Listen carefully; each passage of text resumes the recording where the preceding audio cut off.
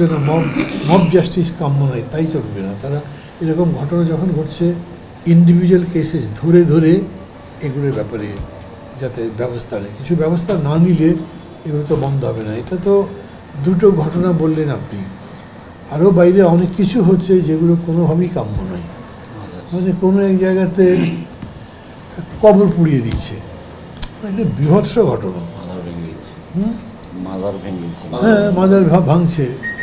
তারপরে মানে মেয়েরা সি বিচে আছে, এইটা একটা মানে হামলার মতো হচ্ছে।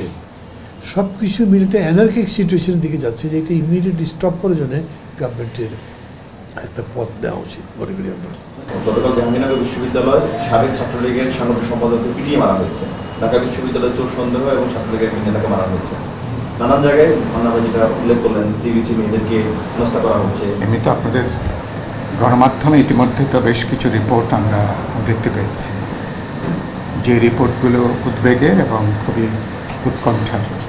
এই জায়গা থেকে যে কোথাও কোনো নাগরিক, তিনি যে পেশার যে ধরনের মানুষ হোক না কেন, তিনি এখনও পর্যন্ত নিরাপদে কোথাও যাবেন, কোথাও থাকবেন, চলাফেরা করবেন, দেখা যাচ্ছে যে এখনও পর্যন্ত তার চলাফেরা এখনও কোনো নিরাপদ নয়। তার জানমালেরও যে নিরাপত্তা, সেটাও এখনও নানা দিক থেকে আক্রমণের মুখে, সেটাও এখন হুমকির মুখে। 5ই আগস্টের পরে, গণঅভ্যুত্থানের পরে যে একটা ললেসনেস যেটা তৈরি হয়েছে, আমার ধারণা নানা ভেস্টেড গ্রুপ তারা এই পরিস্থিতি কিছু সুযোগ তারা গ্রহণ করছে।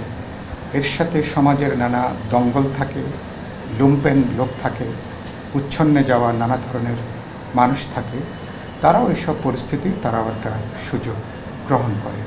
আর আপনি যেটা বললেন যে এর মধ্যে কোনো ষড়যন্ত্রের কোনো বিষয় আছে কিনা, সেটা থাকাটা খুব অসম্ভব না।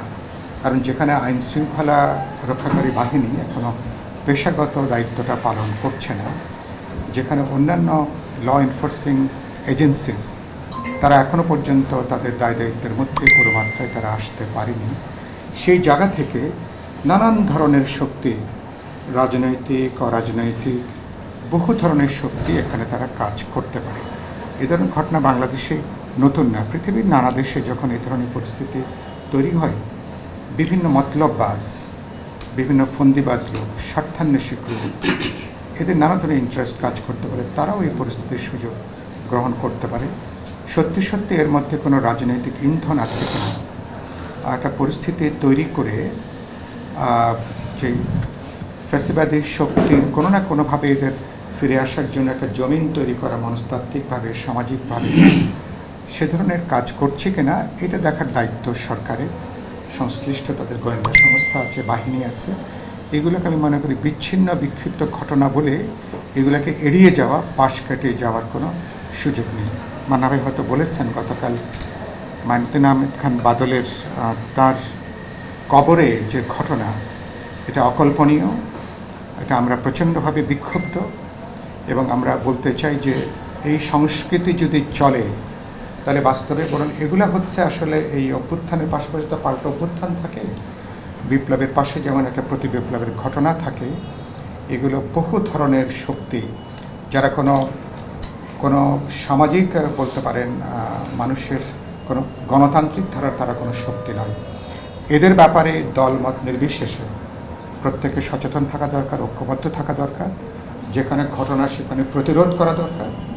আর ঢাকা বিশ্ববিদ্যালয়ে যে ঘটনা সংঘটিত হয়েছে, বা আপনি জাহাঙ্গীরনগরের আপনি যে ঘটনা বললেন, মব জাস্টিসের কথা বলে এগুলাকে হালাল করা, এরকম একটা তৎপরতা আমি কিন্তু লক্ষ্য করেছি যে এরকম ঘটনা হতে পারে, এটা বলে দায়িত্ব এড়ানো, ঘটনাকে পাশ কেটে যাওয়া, ঘটনার যে গ্রাভিটি, তো সেই গ্রাভিটিকে আমলে না নেওয়ার একটা তৎপরতা, এটা আমরা লক্ষ্য করেছি।